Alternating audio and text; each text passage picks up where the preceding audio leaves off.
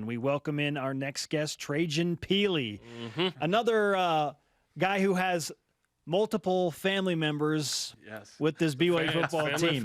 We asked the question before we went to break, Trajan, who's the best Pili on the team? And we think we know the answer, but we need the official response now. Oh, well, obviously it's me. I'd always answer it with me as the best player, yep. Your brother Keenan's on the team, and then your brother-in-law, Moroni Laolupuchito, married your sister, Kira, who used to work here. Yes, yep. So it's loaded. So do you feel like, and we asked this of Moroni, do you feel like on the road you need to be road or home roommates in the hotel, or do you get some space with brother and brother-in-law? I'll use just like an offense-defense type of thing. I think this next year I'll probably room with my brother, both defense. Yeah. So, I don't know. Nothing really like that. What kind of, I guess, friendly rivalry exists between you three on the team? Me and Keenan have always been competitive ever since we've been growing up, so it's kind of fun to finally be on the same team and try to compete with one another and try to push each other. So it's fun to finally do that, and we're in the same setting. Growing up, it's kind of like different weight classes. He's a lot younger, I'm a lot older, so it's good to be together and compete. So describe his game and how perhaps you may play together at some point this year. He's definitely probably one of the best athletes in our family. He's tall, he's fast, and he's strong. So he's somebody that loves football as well. And so I really think he could be a contributor this year. As he progresses and gets that mission body off of him and understands our football scheme, I think he's going to do really well. Got home in January, linebacker. Yeah. So he could be behind you as you're on the defensive line. Yep. Maybe blitzing it, coming off the edge, a little combo. That could be cool. Yeah. Maybe you rival the Kafusi brothers? Is that a thing now? You're like, we're trying. We're trying. We're trying. Yeah. We're not as tall as them, but we're trying.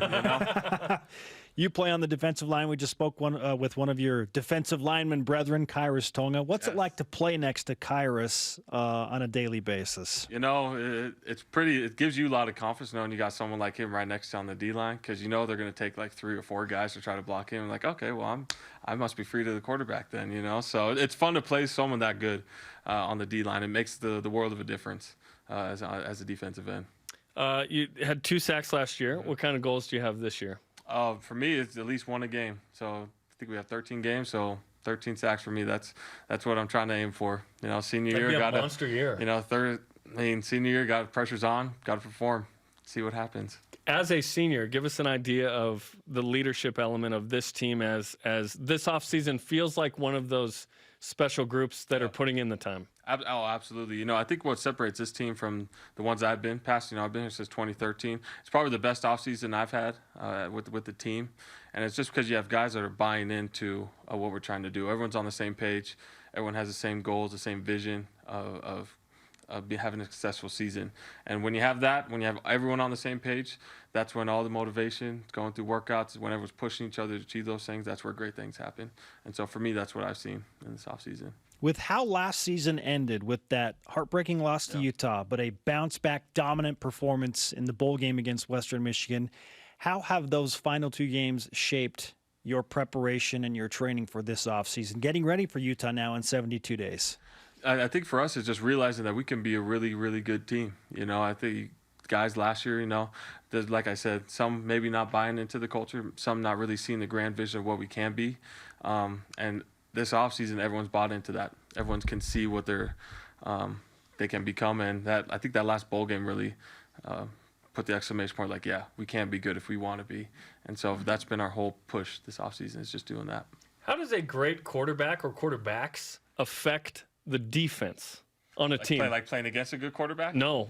You being on the BYU defense, how does having a Zach Wilson and Jaron Hall affect the defense? Oh, well, obviously we're not on the field at the same time. So when I'm on the sideline and I'm watching our offense ball out and have really good play and making plays out there, it gives us the confidence like, oh, let's go. Let's get out there. Let's play. And so having a good quarterback makes a world of a difference, because that you have the confidence that your offense is going to move the ball. They're going to take us some time, give you guys a quick rest, and then kind of play the game, win the game from there. Trajan, last time we spoke with you, it was outside on a remote. Now you're in Studio B. It was cold, but we need you to sign our vintage Sailor Krug flag as well. This? Oh, yeah. We're adding a lot of signatures. This is great. Which is great. Yeah, there we go. Awesome. Thanks, Trajan. Yeah, appreciate it. Appreciate it.